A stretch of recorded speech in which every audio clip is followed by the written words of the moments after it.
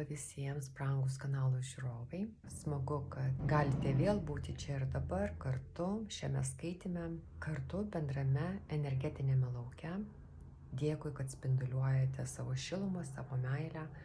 Iš anksto dėkoju Jums už komentarus, už laikus. Ačiū labai, labai malonu juos gauti, malonu juos skaityti.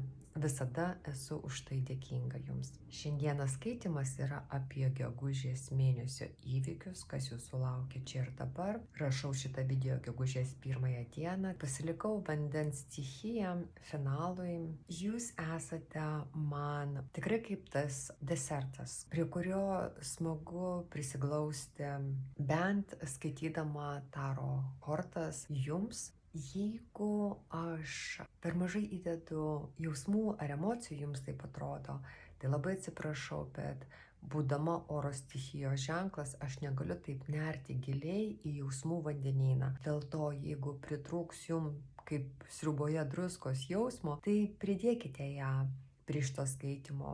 Įneškite tą savo jausmą, tą gilumą, tas emocijas, kurios glosto mus visus kasdienybėje, taip pat ir šiame skaitime. Tai ačiū Jums labai. Šiandieną aš turiu 2 taro kortų kaladės, jos yra visiškai naujutėlės, pirmą kartą skaitysiu su jomis. Jeigu Jums patiks irgi šitos taro kortos, galite Jūs taip pat įsigyti šitas taro kortas. Na ką, o mes nieko nelaukdami žiūrėsime, kas Jūsų laukia gegužės mėnesyje arba artimiausias 30 dienų. Pradedame. Gero Jums skaitimo. Mėnuo gali prasidėti truputį nuogąstaujant dėl ateities įvykių. Va šita nuotrauka, tai yra nuotrauka iš praeities, kur Jūs bandote viena akim prisidengęs žiūrėti į dabartį, o kita akim, kaip nenorite matyti dabarties, norite vis dar laikytis už to, kas praėjo, už praeities, su kuo jau reikėjo atsisveikinti ar teko atsisveikinti. Ir rodo, ateina tas išsilaisvinimas gegužės mėnesį ir tas skausmingas periodas Jums užsibaigs. Jūs dar bandysite kažkaip tai laikytis prisiminimų, dar apgalvoti tai, kas praėjo, kas ne taip praėjo, ką Jūs ne taip pasakėte, ar ką kitas ne taip pasakė. Yra toksai dar griebimasis už praeities, laikymasis tos praeities. Va šita pasaulio korta, kas yra ciklo užbaigimas ir aplamai kažkokios tai gyvenimo etapo užbaigimas ir tuo pačiu išsilaisvinimas iš tos praeities. Kaip ir 10 kardų kalba, kad gal buvo skausminga praeitis, bet jinai užsidaro, padedate tašką. Atsisveikinimas su tuo, kas buvo Jums skausminga, man taip rodo, kad šitą periodą Jūs sugebėsite bent jau mintimis išsivaduoti iš negatyvo, iš praeities, iš neigiamų atsiminimų, iš tų stagnacijų, gal kurias reikėjo praeiti, ar iš to skausmo, kurį reikėjo pragyventi, ateina visiškas išsivadavimas. Galvojimas apie kelionę, apie ilgą kelionę. Na, pasaulis rodo, kad čia skridimas lėktuvu. Kažkur tai gal planuosite skristi. Bet daugiau tai yra planavimo, nes čia yra ne veiklos plotmėje, ne veiklos sferoje, bet proto sferoje rodo tik tai tą planavimą, tą galvojimą apie kelionę. Darbo, kas liečia reikalus, taip pat yra toksai kaip išsivadavimas iš senų suvaržymų darbe. Gali būti, kad kažkas galite pats nuspręsti išeiti iš darbo, o kai kas paprasčiausiai situacija pasikeičia ir Jūs kaip išsilaisvinate nuo tų pareigų, kurias turėjote darbe. Nebūtinai išėjimas iš darbo, bet toksai gali būti pasikeitimas Jūsų pozicijos darbe. Čia rodo lova, kuri tuščia liko tik kardai. Gali būti, kad ta vieta, kurioje Jūs buvote praeityje ar gegužės mėnesio pradžioje, jinai išsilaisvina, jinai išsivalo, lieka tie kardai, bet nelieka Jūsų tenais. Tai gal lieka atmintyje kažkas tai skausmingo, praradimai, bet Jūsų jau tenais nėra. Žiūrime, o kur Jūs būsite tame gegužės mėnesyje? Vat proto plotmėje Jūs kaip išsilaisvinate, išsivaduojate nuo negatyvo. Kas liečia jausmus, 9 pentakliai rodo, vat jausmuose Jūs surandate komfortą. Jeigu protas gali dar kelti kažkokį tai nerimą ar griebtis tos praeities, tų prisiminimų ir vis atsukti tą juostelę, kas buvo, kaip buvo, kas ne taip buvo, kas ne taip pasakė, padarė. Kažkas tai gali iš Jūsų kreiptis į, čia rodo šamano kortą. Šita kortų kaladė, jinai turi 2 magus. Tai yra vienas magas, o kitas magas šamanas. Šamanas tas, kuris vadovaujasi gamtos dėsniais, kuris pažįsta gamtos dėsnius. Jūs galite kreiptis į žmogų, kuris jūs išvaduos, išlaisvins jūs, kaip išgydys jūs, gali būti ezoterikas, kuris tą darys, ar kažkokią netradicinę mediciną. O jūs galite ir pats eiti į gamtą, kažkur tai keliauti, tenais, kur yra gamta, ta vieta jūs gydys. Arba taip, kaip jūs priimsite tą aplinką, naują gal aplinką kai kam, jinai turės gydomąjį efektą ir jūs šiandien, kai pereinate į tokį sielos komfortą, dvasios komfortą, kai širdis jūsų nurimsta, jinai tampa komfortiška jausmuose, emocijose. Tik tai dalykas tas, kad tie dar 10 kardų, kaip sakiau, jūsų ten nėra, bet kardai liko. Lygiai taip pat. Širdis dar gali truputį atsiminti, gal kai kažkas turėjo situaciją, kurioje jūs pralošėte arba nesijaučiate, kad jūs ėmėte viršų, kaip jaučiatės, kad pralaimėjote kažką tai ar praradote. Čia rodo, kad žmonės nusisuko, nuėjo. Gal jūs praradote draugus, gal praradote gerus pažįstamus. Su savo mintimis jūs liekate vienas, kaip lyg tai susitaikote. Bet kas liečia jausmus, dar gali būti toksai irgi, širdis dar turi tą atmintį ir tik tai gamtos dėka, tik tai nueidamas pas tarologę, astrologą, čia dar irgi gali būti kaip variantas, jūs išsivaduojate. Čia Feniksas kyla čia ne iš pelenų, o kyla iš fakelo. Tai yra visgi jūs sugebėsite širdyje sudeginti tas visus tuos negerus prisiminimus, jeigu tokie buvo. Jeigu ne, tai čia rodo, kad priimate kažkokį vėlgi netradicinį būdą. Šamano korta rodo veiklą, rodo, kad jūs veikiate vedama širdies balso, vedama to, kuo jūs turtinga. Gegužės mėnesis jums duos galimybę, ką jūs sukaupėte savo širdyje, įgyvendinti tai. Tai gali būti kažkoks kūrybinis projektas, ar darbe jūs pasireikšite. Čia rodo pinigus, taip, kada ateina pas jūs pinigai, bet kadangi jie yra širdies sferoje, tai gali būti jūsų intuicija jums pakuždės, kur yra geras pelnas, ką daryti, kad užsidirbti, ne proto klausimas, o širdies balso klausimas. Arba jūsų tie jausmai, kuriuos esate sukaupę, ta meilė, ta empatija žmonėms, ar švelnumas jūsų, kas tai bebūtų, kas yra brangenybė tiek jums, tiek kitiems, bet čianais jinai jūs išgydo arba jūs panaudojate tai, gali būti, kad panaudosite tiesiog tiek kito ego, kaip pastatyti į vietą, bet taip pat ir savo neleisite kažkaip tai eiti į kažkokius tai smulkmeniškus dalykus gyvenime, nesismulkinsite jausmais. Nesismulkinsite, kas labiau myli, kas mažiau myli, rodo, kad jūs kaip subrendate širdimi, nesvarbu kas, kiek jūs nestatote dabar jausmų ant lėkštės, nesveriate, kas daugiau duoda, kas mažiau.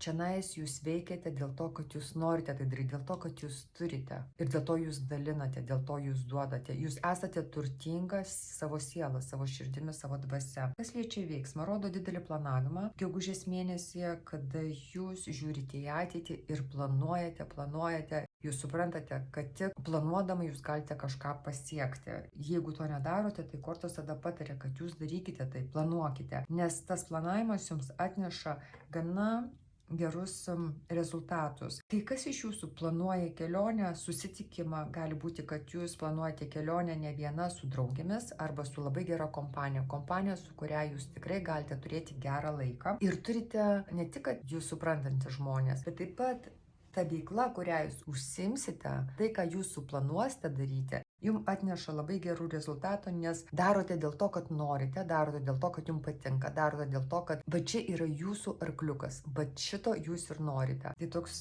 gana produktyvus mėnuo, produktyvus tuo, kad ateina tas ciklo užbaigimas, kas praeitie lieka praeityje, jūs susitvarkote su blogais prisiminimais, su tuo, kas jums nemalonu, su tuo, kas jums negatyvu.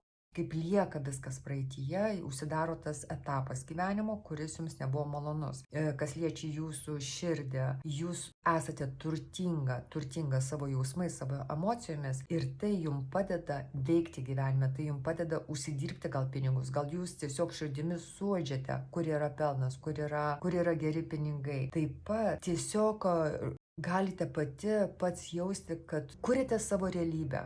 Savo jausmais kurite realybę, šamanas, kaip suprantate gyvenimo cheminės reakcijas. Man tokį rodo labai jūsų pajautimą, prie ko prieiti, kaip su kuo šnekėti. Vat rodo šitai pas jūs ateina gegužės mėnesį toks pajutimas, kaip daugiau nepralošti gyvenime, kaip daugiau neįsivelti ten, kur nėra laimėjimo, kur suprantate, kad su tais žmonėmis nereikia susidėti, nes tai yra bergždžias reikalas. Tokia branda pas jūs ateina, bet tai jinai daugiau yra širdimi, subręstate, kad nešvaistote savo energijos, savo jausmo, savo emocijų ant tų žmonių, kurie paprasčiausiai neįvertins jūsų. Ir jūs žinote tai iš anksto. Anksčiau gal jūs bandėte, bet dabar jūs sakote, kad nedalinsiu deimantų kiauliams, kad geriau aš paskirsiu laiko ar meilę, ar dėmesį tiems, kurie tikrai to verti ir kurių aš verta, kurie jūs įvertina, kurie jūs pripažįsta, kurie nesutripė jūsų jausmų, nesutripė jūsų širdies.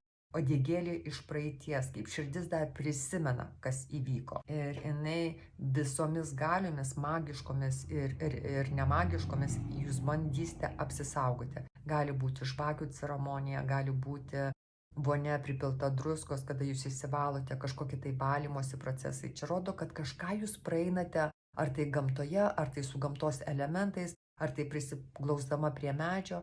Ką jūs bedarytumėte, bet jūs tai darote labai širdingai, labai atsidavusiai, arba gali būti, kad su kažkieno tai pagalba tai darote. Tai gali būti žmogus, kuris žino, kaip dirbti su gamtos elementais, jisai žino, kaip daryti tuos valymus, kaip išvalyti jūsų energetinę erdvę, kaip išvalyti jūsų širdį nuo tų likučių nuoskaudų.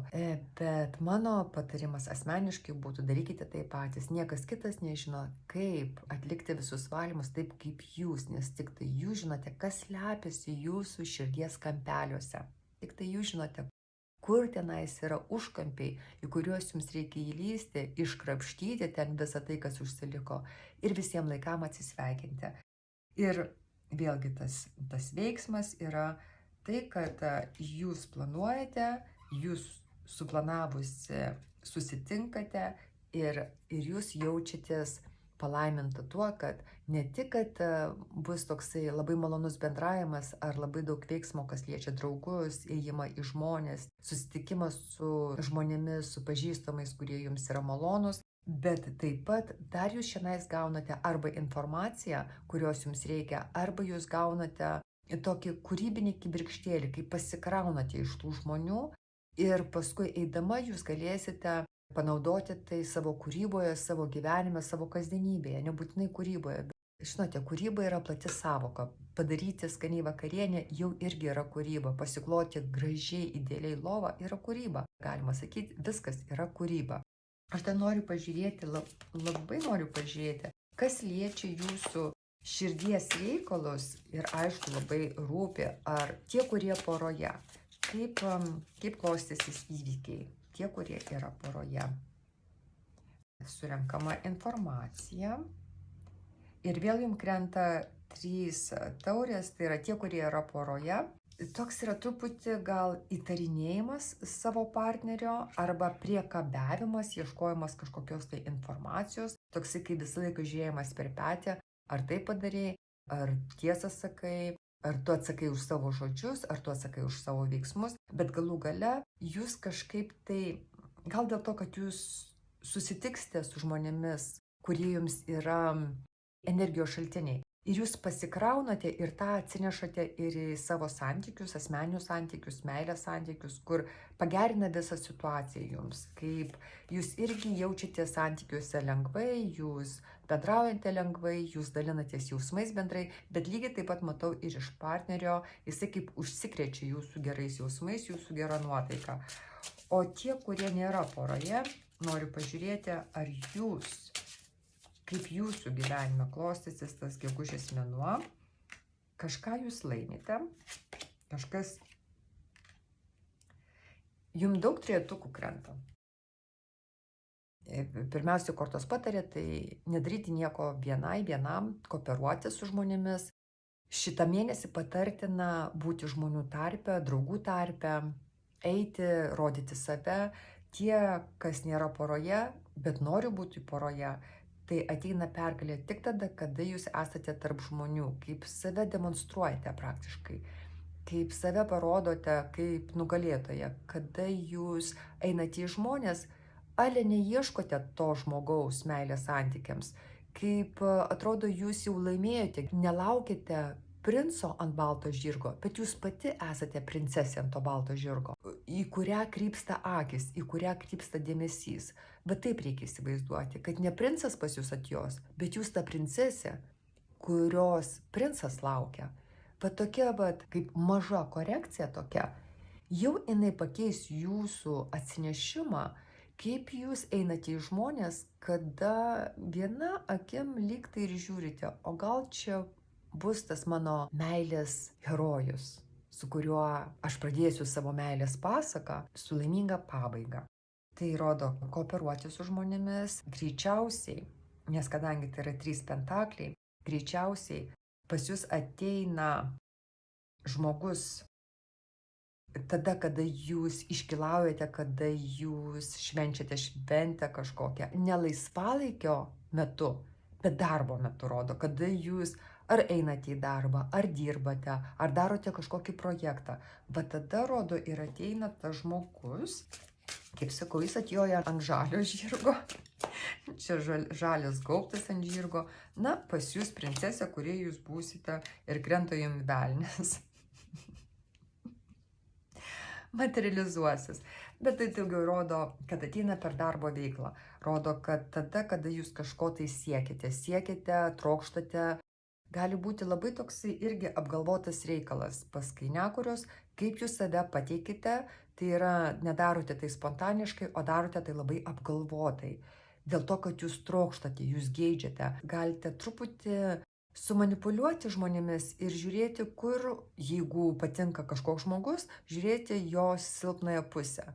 Ir ale nežinodama, jūs prieinate prie žmogaus per jos silpnąją pusę, per ten, kur jisai net nepastebi, kad jūs kaip žongliruojate gal jo jausmais ar manipuliuojate jo jausmais, kaip pritraukėte dėmesį, o žmogus galvoja, kad tai buvo jo iniciatyva, bet iš tikrųjų tai bus jūsų iniciatyva. Vat kažkas tai tokio. Velnias jisai priverčia žmogų galvoti, kad jisai to nori. Kai iš tikrųjų velnias viską surežisuoja taip, kad tas žmogus taip ir galvotų. Tai va čionais rodo, kad jūs kaip kooperuojatės su velniu, kad išeiti nugalėtoją, jeigu ne ilgalaikiams santykiams, tai bent jau turėti gerą kompaniją, turėti kompaniją, kur jums skirs žmogus dėmesį, kur jums gėlė šampanas, kur jūs turite gerą laiką, bet bent tokį laiką su žmogumi jūs tikrai galite gegužės mėnesį turėti. Čia yra kaip vos ne pažadas, kaip Taro kortos sako, pažadu. Tik tai pristatyk save, tik tai eik, tik tai parodyk save ir tikrai ne vienišausia. Viskas priklauso nuo jūsų. Norėsite vienišauti, vienišausite. Bet jeigu tik tai įdėsite dalelę pastangų, sako kortos, tikrai viena nebūsite, būsite pastebėta. Ir maža to, ne tai, kad pastebėta, bet dar pastatyta ant pjedestalo, kaip labai geidžiamas objektas. Tai tiek būtų, mano brangieji. Aš linkiu jums pačio geriausio laiko, pačio geriausio mėnesio. Ačiū jums labai už dėmesį ir iki kito malonaus. Čiau, čiau.